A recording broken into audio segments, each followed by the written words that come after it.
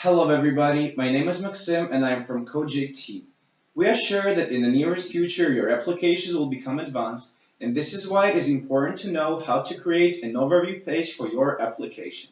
In this video, you will learn how to create this page and how to work with page indexing in our app builder. As you can see, I already created a to-do list application where you can describe the task and something in this way. And the result we want to achieve looks like this. Here we have the overview page with the numbers of different tasks, the total number, completed ones, and in process, a redirection button to create a new task, and different tasks displayed in tables, all tasks, completed ones, and in process. And let's try to do it by ourselves. At first, let's add a page that will become an overview. So let's call it as tasks overview. In this way, let's create it. And let's at first realize this part. So here we have three widgets and the fields for storing the number of different tasks. So let's at first split our group box into three parts. Afterwards, let's add those widgets in this way. The first one, the second one, and the third one. Then let's customize those widgets. Let's go to the appearance block. So let it be the first one of this color. Let's choose another icon for this one. So just type like this and choose this one. Then as for the second one, let's choose a green color for this. And let's look for another icon, calendar. And as for the third one, let's go with the yellow color and icon is going to be clock. Just in this way. Right now, let's add three integer fields to our web page. So the first one like that. So let's call it total, which will display the number of total tasks. The second one is going to be completed. And the third one is going to be in process. Just like this, create. And right now, let's disable those fields as the user will not type anything in there. They will just show us some information. So we just put a tick on the disable button, like that, and for the in process as well. Right now, let's add three tabs to display our tasks as tables. So we go to our components, and let's add the first tab, then the second one, and the third one. Let's name them accordingly. So the first one will display all tasks. The second one will display completed ones. Completed. And the third one in process ones. Just like that. Then let's style those tabs according to our widgets. So let's just choose a color for the first one, info. For the second one, it's going to be success. And for in process ones, it's going to be our warning. Just like that. And right now to the all tab, let's add a virtual collection of type tasks so that all of the tasks would be displayed in that collection. And for the further ones, we will add two regular collections that will be in future modified with code blocks. So let's add a new field in this way, collection. Let's call it just all as well. And task. And you should put a tick on is virtual. So let's just drag this field. And let's move it out from our group box and delete this one. And let's also, as our overview page only displays some information, let's remove those two buttons, can delete and can add, just in this way. And right now, let's add two similar collections, but not virtual, regular ones. So let's add two more collection fields so that we completed tasks and task type again. But right now, we're not putting tick on is virtual. So let's move it to our web page and remove it out from the group box. And disable the button can edit, can delete as well. Just like that. And exactly the same thing for our in process tab. So we add a collection field. So let it be in process tasks and task data type. And we create it and move to our web page. Remove it from our group box and disable the buttons can add and can delete, just in this way. We should also add a add task button to our web page. So let's just drag a button to our field, just like that, somewhere here, and let's name it as add task as well. And let's change its style as the widget one, and let's also add a white icon, just like that, and let's choose an icon. So let it be plus, and just in this way. Right now, let's publish our application and see what we need to add. Our application has just been published. Let's open it, and let's move to our tasks overview page. And as you can see, we have, according to the design, everything is awesome. However, we should fill our overview page with some code, because as you can see, those regular collections do not display any of the tasks.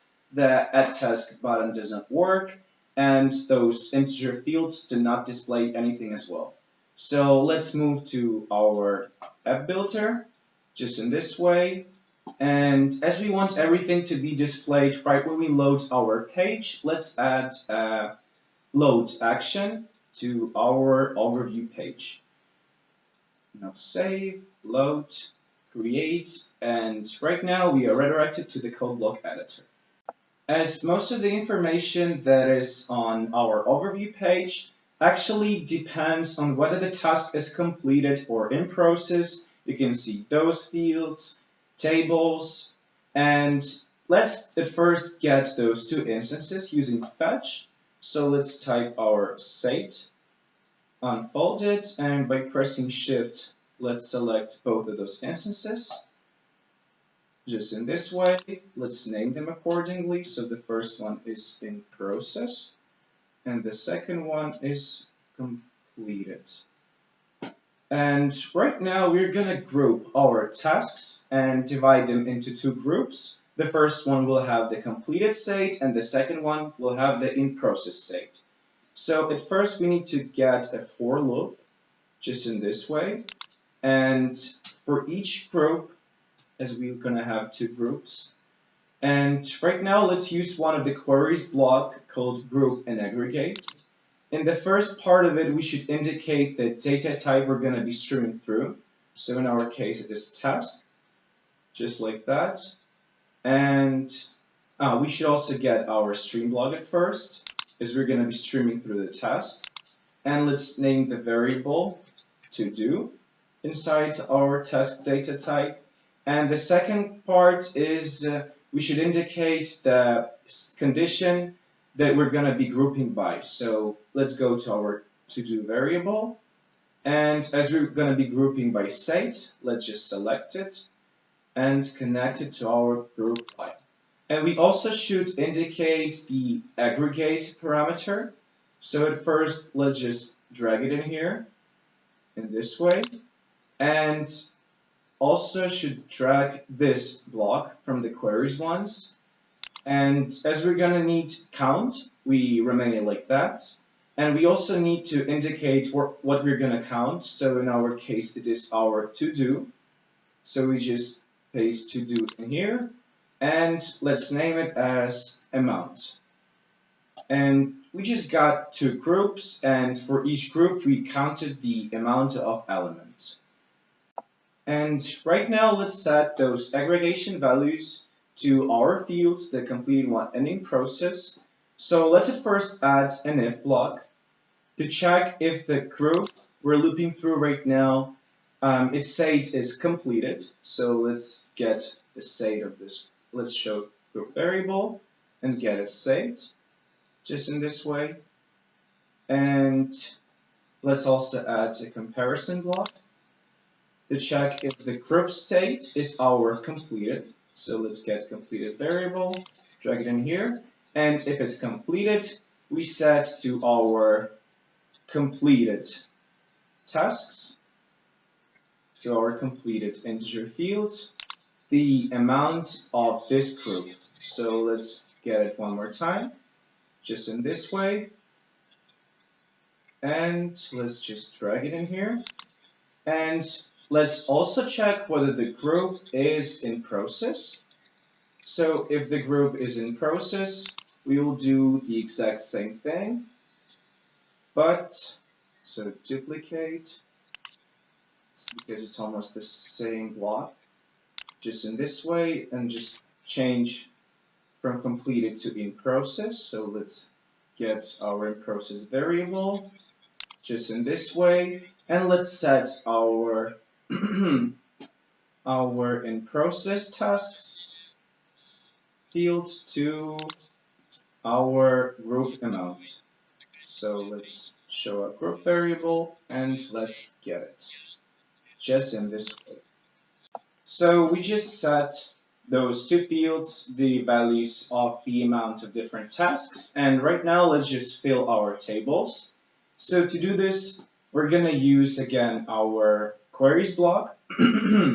So let's at first set to our completed tasks collection the value of a first where block, and to the first part of where block we should add we should indicate the data type we're going to be streaming through. So in our case, if it's task, let's get it just like that. And let's also indicate to do in here. And just for the second part, we should add a condition. And in our case, we should add only the tasks that are completed. So let's show to do variable. Let's get its state. And we should compare whether the state of this task, of this to do, is completed. So we get it in this way. And exactly the same thing for tasks in process. So let's just get them in process task collection. Let's duplicate this block in this way. And let's just change from completed to our in process. We do it in this way, and we're done. We also need to indicate the value of this total field. To do this, we will just sum the completed tasks and the tasks in process. So let's just set the value of our completed ones, of our total ones, to, let's do it right after setting to this values, to sum. So let's get this item in process at first, then item completed, and let's add a summing block, and let's just drag to those two completed and in process ones to our block. And right now let's save our code and publish our application to see what we just got. Our application has just been published. Let's open it and see the way it all worked out. As you can see, everything is displayed right as we want it to be. We have the number of total tasks, completed ones and in process. We also have two tables filled with completed tasks and tasks in process. The only thing we need to add right now is an action for our add task button. We need to add a link. To do this, let's move to our builder. Let's go to the web page of our tasks overview. and create a before server action for our add task button. Let's create new and let's call it add task. In this way, create it, and let's get redirected to the block. And right here, we should go to links folder and choose open link block. And right now, as we want to create new, we have to have a create new page for our task. Let's select a create type block, and we should also specify the data type instance of which we want to create. To do this, let's just type task in here, as it is our task data type, and let's get it and connect to our block. And let's also switch to open in a new Codejig tab. And right now, let's save everything, publish our app to see the final functionalities of our overview page. And right now, let's open our application and go to the overview page in this way, tasks overview, and let's try to click on this add task button. And as we can see, we are redirected to the create new action for our task data type. And right now, we still have some things to do. So we just filled our overview page. It displays all the data and displays it all correctly. However, we need to work a bit with page indexing. So let's try to open our application one more time in this way. And the first thing we need to do is to make our overview page as the default one for the entire application. We don't want to view the add task action. We want our overview page to be instantly displayed when we open our application. And also, what we need to do, as you can see, when we press on the menu folder of our tasks overview page, we have the table, and we do not view this as well. We want instantly to be redirected to our overview page and not to the index table. And let me show you the way we do it. Let's at first move to our builder, and right now we're going to create an instance of our overview page. We do this because our overview page is always dynamically updated, and there is no need to add a link or redirect to the create new action, as the user cannot record anything. And we also don't want to view the table of our overview page because the user cannot save anything, and all the data is always updated, and it is just needless in our case. So let's first create an instance of our overview page. So let's go to the data type of our overview page in this way, and go to seed instances, and let's just create one by pressing plus. And as the user cannot save anything or type in here, let's just click save and close. And here we're done. So the next thing we need to do, we want our overview page to be a default one for the entire application. To do this, we should go to the app settings and go to the roots folder. And as we can see right now, the default root for our application is the create new action for our task data type for our task web page. And we should just change it. So the first thing, we need to open, action should be open in read mode, because overview page only allows user to read something. So click on this. Then we should choose the type of our tasks overview page in this way. And we should also select the instance of our page, which is right here that we just created. And let's save everything, and done. And right now, the next thing we want to do, we want our overview page to be displayed when we click on the menu folder. We don't want to view this table. And to do this, let's go to the builder, choose the menus folder, the default, and let's edit this menu folder. So the first thing we do is we should delete the link to the list of our task overview to the table. And we should add a new thing. So let's go to our tasks overview type and choose our instance. Let's drag it right here.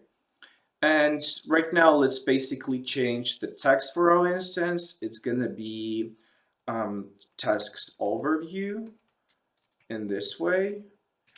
And let's also change the icon. So let it be archive.